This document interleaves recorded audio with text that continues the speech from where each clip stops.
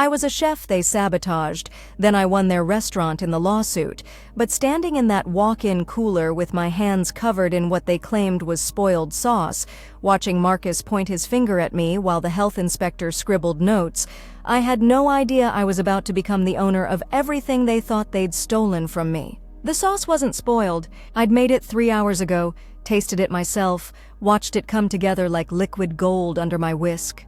But Marcus had switched the containers while I was plating the critics' entree, replaced my perfect beurre blanc with something that had been sitting in the walk-in for days, something that reeked of rancid butter and shame. The health inspector held up the spoon, his nose wrinkling. Marcus stepped closer, playing his role to perfection, the concerned owner, the responsible businessman who'd discovered a rogue chef cutting corners. His hand found my shoulder in a gesture that would have looked supportive to anyone watching, but I felt the squeeze, the message beneath the touch. This was planned. This was execution. 3 years I'd been building this kitchen, turning their mediocre bistro into something worth talking about. 3 years of 16-hour days, of perfecting every sauce, training every cook, crafting a menu that had food critics driving 2 hours from the city just to taste what I was creating. And now Marcus stood there, watching me get destroyed by my own reputation, by the very standards I'd built this place around. The inspector's pen scratched across his clipboard. Each mark felt like a nail in my coffin, like the sound of everything I'd worked for crumbling. But I stayed calm, kept my hands steady, even as my world collapsed around me. Because even then, even in that moment of complete betrayal, something in the back of my mind was already taking notes, already remembering details, already planning. Marcus walked me to the office afterward, his face a mask of regret that didn't quite reach his eyes. He gestured toward the chair across from his desk, the same chair where he'd begged me to take this job, where he'd promised me creative freedom, where he'd sworn we were partners in building something special. Now it felt like a witness stand. He slid the termination papers across the desk with the kind of practiced efficiency that told me everything. This hadn't been a spontaneous decision.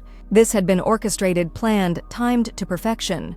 The health inspector's visit, the switched sauce, the immediate firing, all of it choreographed like a dance I'd never learned the steps to. I read every word of those papers, taking my time, letting the silence stretch between us. Marcus shifted in his seat, clearing his throat, checking his watch. He wanted this over with, wanted me gone before I could process what had really happened. But I'd learned patience in professional kitchens, learned to work through pressure without flinching.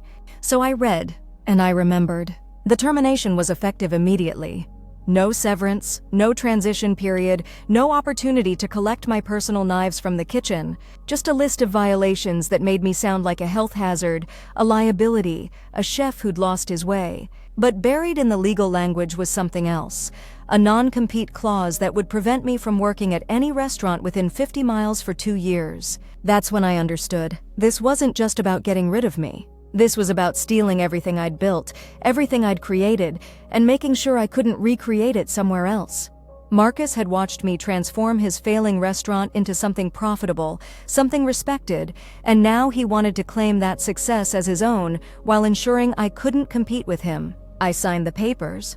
Marcus's relief was visible, his shoulders dropping as he watched me write my name across the bottom of each page. He stood up, extending his hand in a gesture that was supposed to look professional, supposed to look like mutual respect. I shook it, feeling the smoothness of his palm, the weakness of his grip, and I smiled. Because Marcus had made one crucial mistake. He'd assumed I was just a chef, just a kitchen worker who created beautiful food and nothing more. He'd never bothered to learn that I had a business degree, that I'd spent 2 years working in corporate law before discovering my passion for cooking. He'd never asked why I read every contract so carefully, why I insisted on reviewing every vendor agreement, why I kept such detailed records of everything that happened in his kitchen. Walking out of that restaurant, carrying a cardboard box with the few personal items Marcus had allowed me to retrieve, I felt something I hadn't expected. Not despair, not anger, but anticipation. Because Marcus had just given me something more valuable than any severance package. He'd given me motivation. And in his arrogance, his certainty that he'd won, he'd made himself vulnerable in ways he couldn't even imagine. The first thing I did was call my old law school roommate David, who'd gone on to specialize in employment law. His office was in the city, glass and steel and the kind of aggressive professionalism that made people nervous.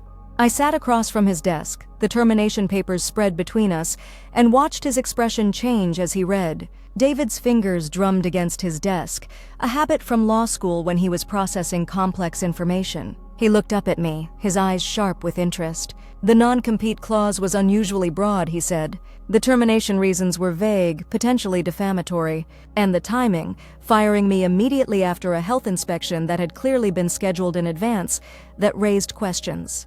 But I wasn't thinking about wrongful termination. I was thinking about the 3 years of evidence I'd been unconsciously collecting, the careful documentation that had been second nature to me. Because in professional kitchens, you learn to cover yourself. You learn to keep records, to document everything, to build a paper trail that protects you from exactly the kind of situation Marcus had just put me in. My apartment that night looked like a war room. I'd spread every document I had across my dining table: purchase orders, vendor invoices, menu development notes, staff schedules, financial reports that Marcus had shared with me during our supposed partnership. 3 years of running his kitchen had given me access to information that painted a very different picture of our relationship than the one he'd presented to the health inspector. I had emails where Marcus had specifically requested that I handle vendor relationships, that I take responsibility for menu development, that I make decisions about staffing and inventory. I had financial documents showing how the restaurant's revenue had increased by 180% in the 2 years after I'd revamped the menu. I had vendor contracts that I'd negotiated, suppliers who knew me as the decision maker, food critics who'd specifically mentioned my name in reviews. What I was looking at wasn't just evidence of wrongful termination. It was evidence of a partnership that had never been properly documented, a relationship where I'd been functioning as far more than an employee. And in his desperation to steal my work, Marcus had created a legal vulnerability that he didn't even know existed. The next morning, I started making calls.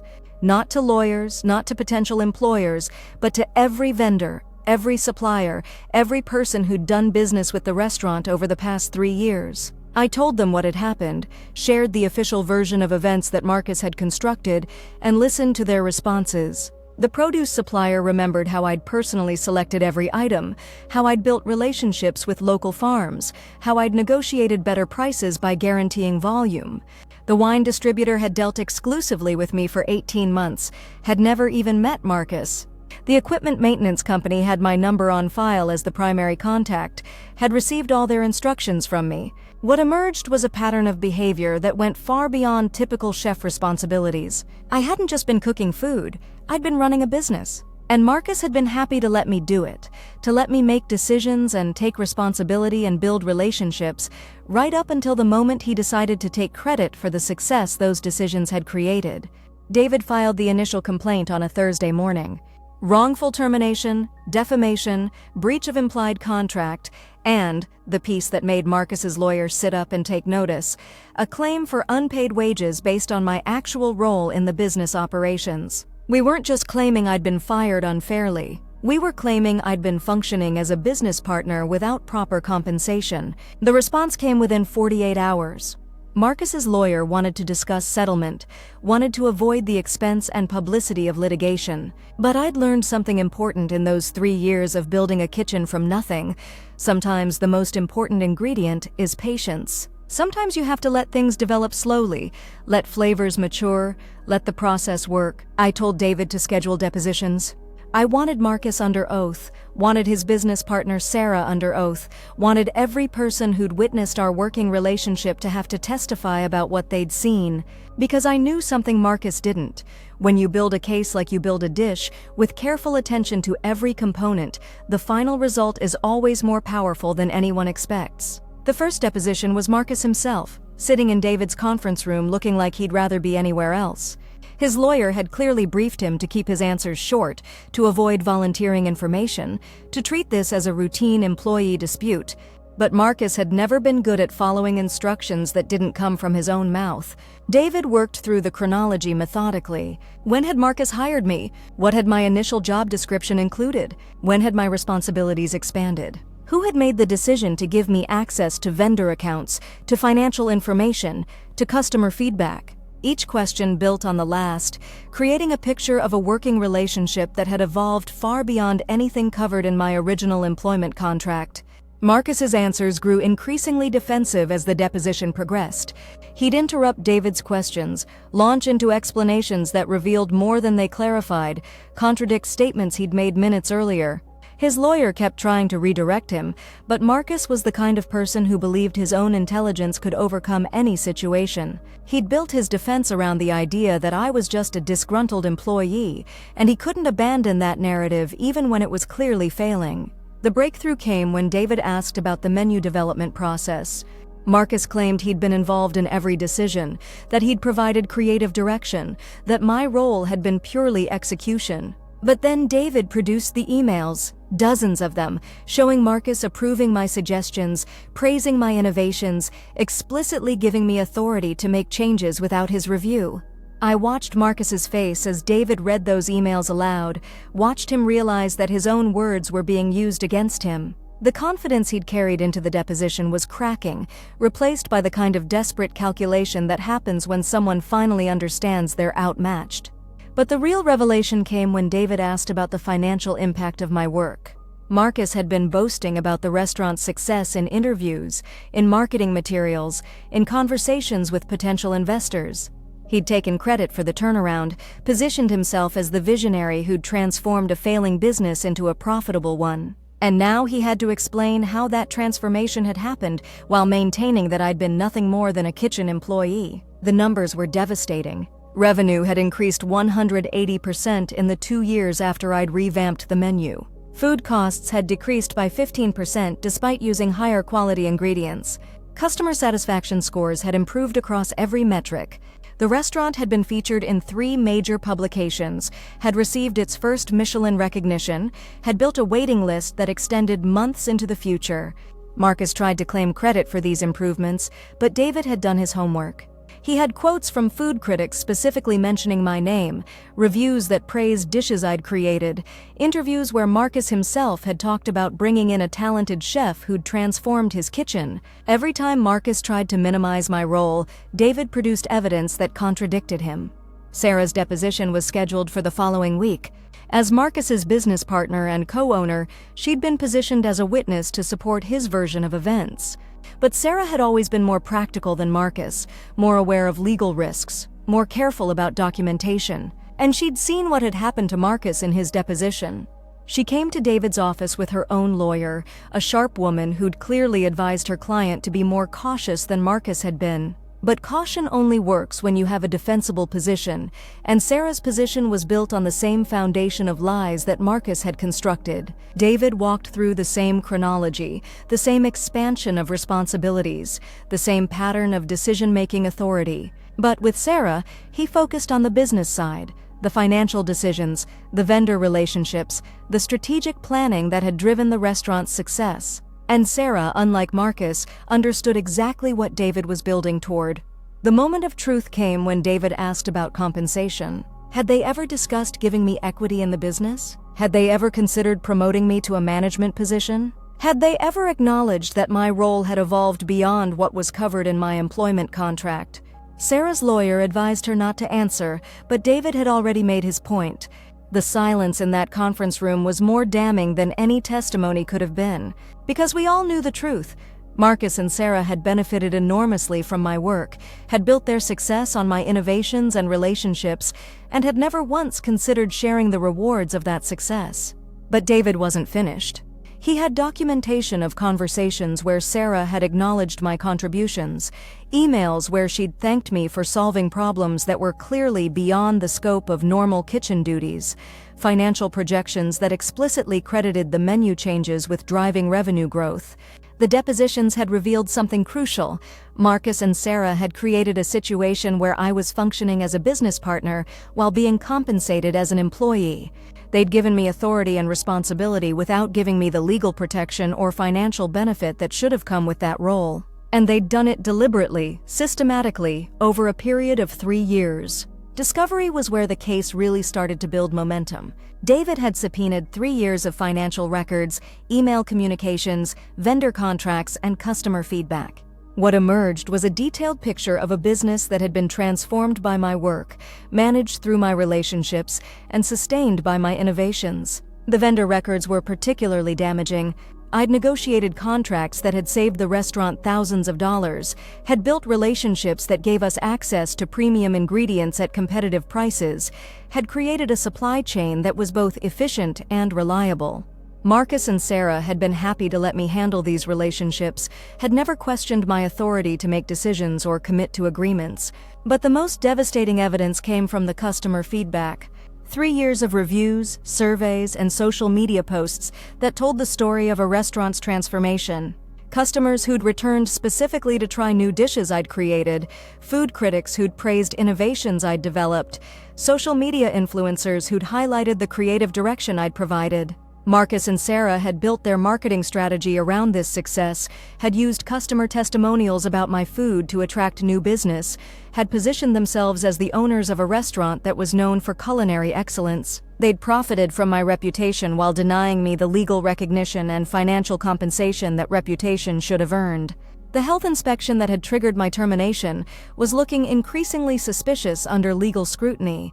David had obtained the inspector's report, had interviewed the inspector, had traced the timeline of events that had led to Marcus's call for the inspection. What he found was a pattern of behavior that suggested coordination between Marcus and the inspector, a predetermined outcome that had been designed to create grounds for termination. The inspector admitted under oath that Marcus had specifically requested the inspection, had expressed concerns about kitchen management, had suggested that there might be food safety issues that needed investigation. But when David asked for documentation of these concerns, for evidence of previous problems, for any indication that the inspection had been triggered by legitimate safety issues, the inspector had nothing to offer. Marcus's termination strategy was falling apart under examination.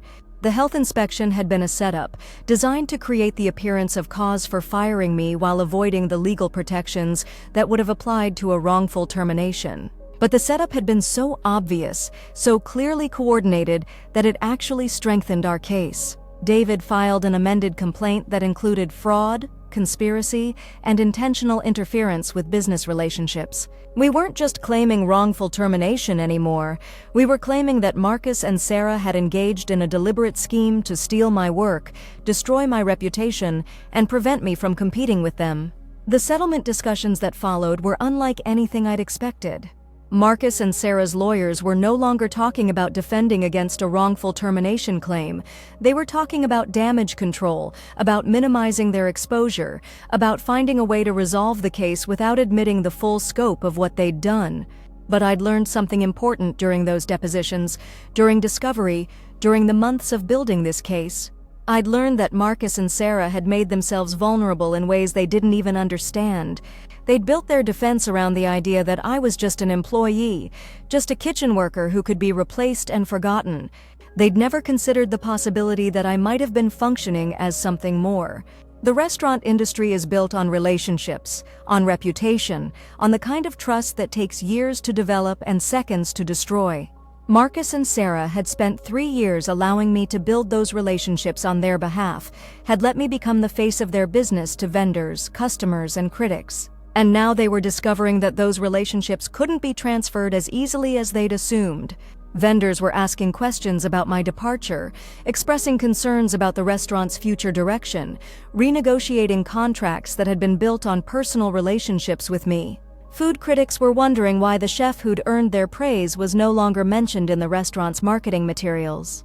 Customers were noticing changes in the menu, in the quality of food, in the creative direction that had made the restaurant special. Marcus and Sarah had stolen my work, but they'd never learned how to replicate it. Without me, they were discovering that running a successful restaurant required more than just owning the building and cashing the checks. It required the kind of expertise, relationships, and creative vision that couldn't be replaced by hiring a new chef and hoping for the best. The financial impact was becoming clear in the restaurant's monthly reports. Revenue was declining, costs were increasing, customer satisfaction scores were dropping. The success that Marcus and Sarah had claimed as their own was disappearing without the person who'd actually created it. And every month of decline strengthened our legal position. David's strategy was becoming clearer as the case developed. We weren't just seeking damages for wrongful termination.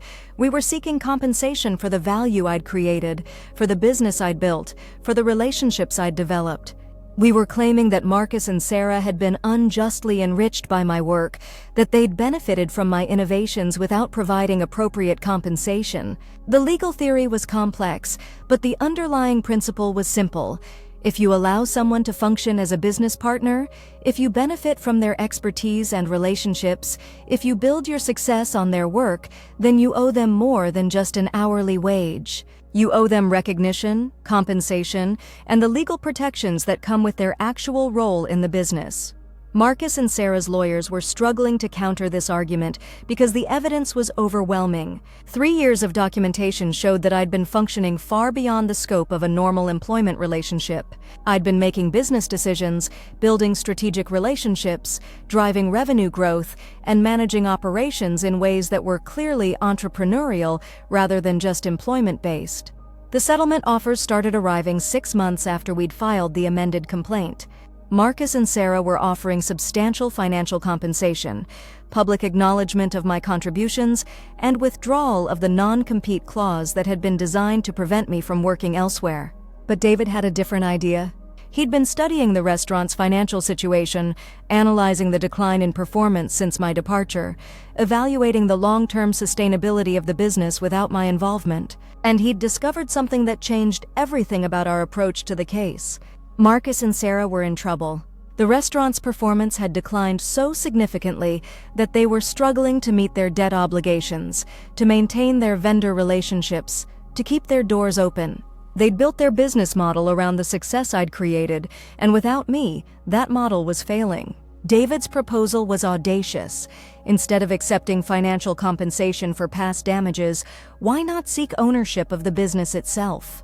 Marcus and Sarah had built their success on my work, had structured their operations around my innovations, had created a business that couldn't function without my involvement. If they couldn't run the restaurant successfully without me, perhaps they shouldn't be running it at all.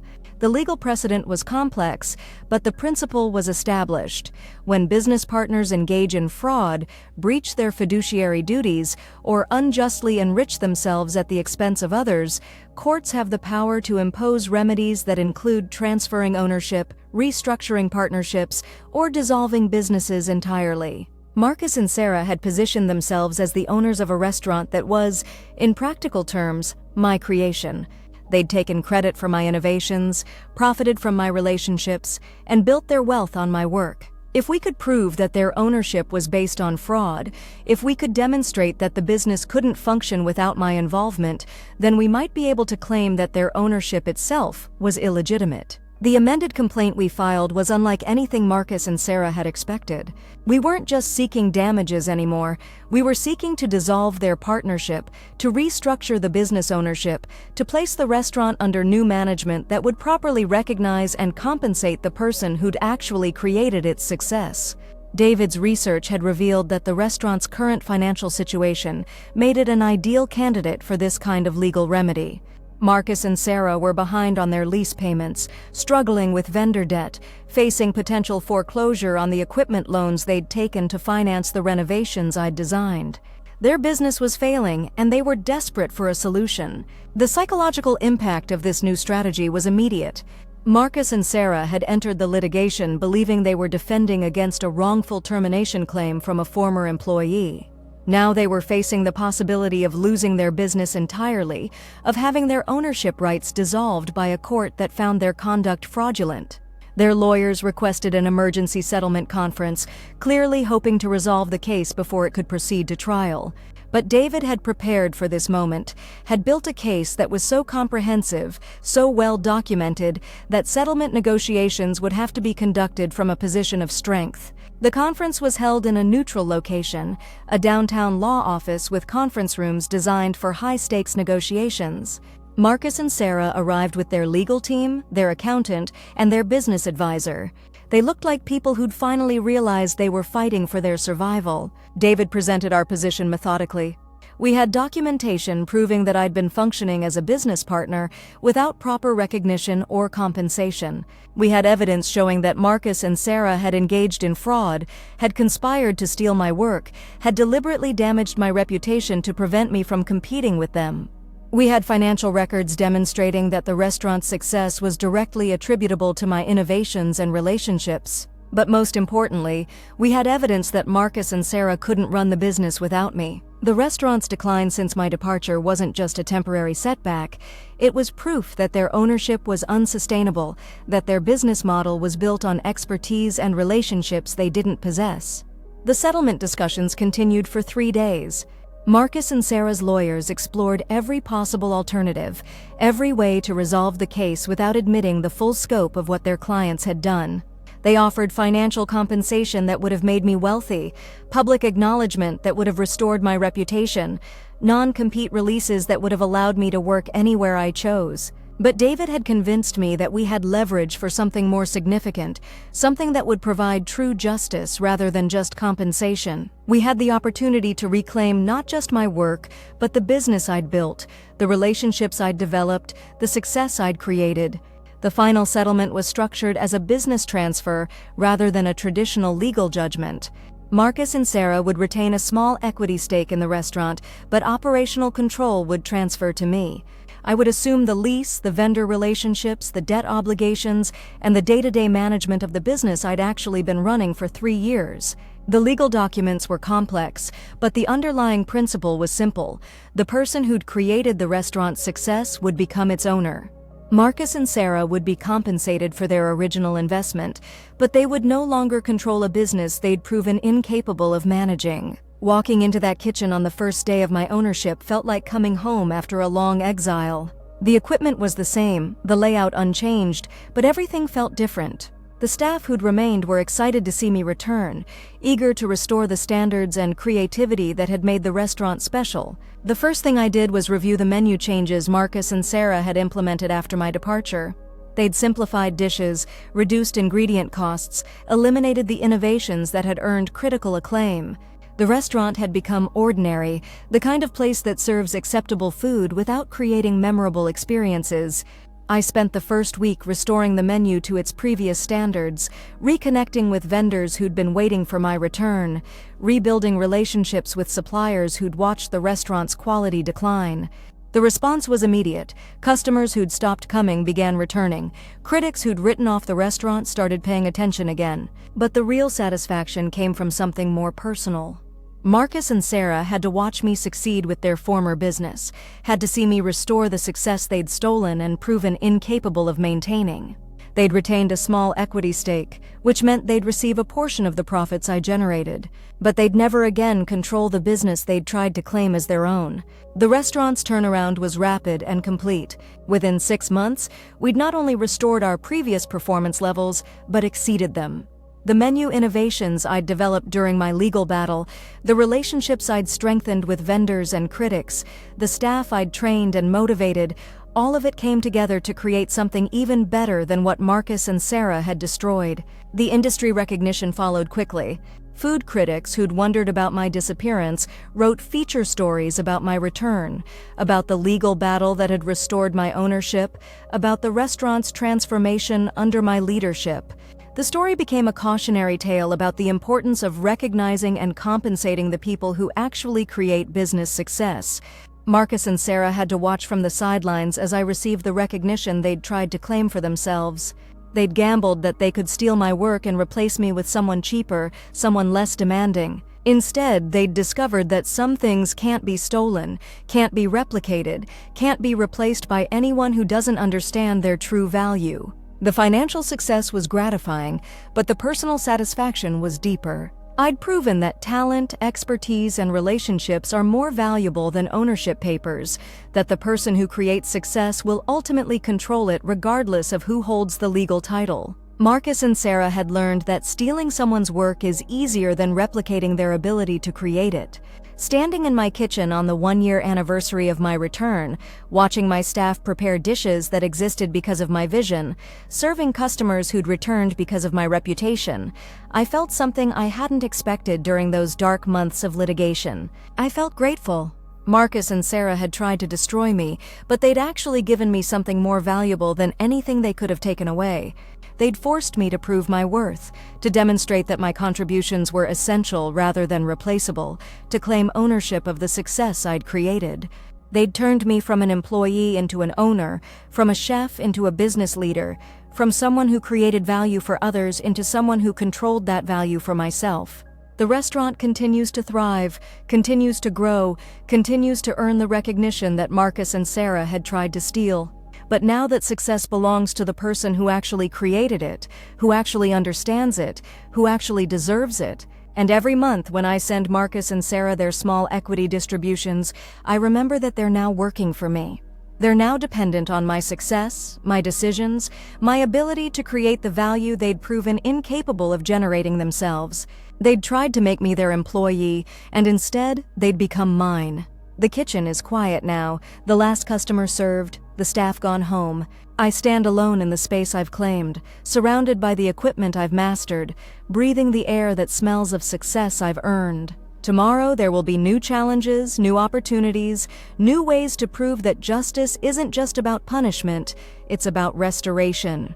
Marcus and Sarah taught me that some victories are worth waiting for, worth fighting for, worth the patience and precision that turn disaster into triumph. They'd intended to destroy me, but they'd actually created something more powerful, a chef who'd learned to serve justice as precisely as he served food. The lights go out one by one, but the satisfaction remains. In trying to steal my work, they'd given me their business. In trying to destroy my reputation, they'd proven my worth. In trying to make me their victim, they'd made me their owner. And that, I think, stirring the last pot of the evening, is the most perfectly balanced revenge of all.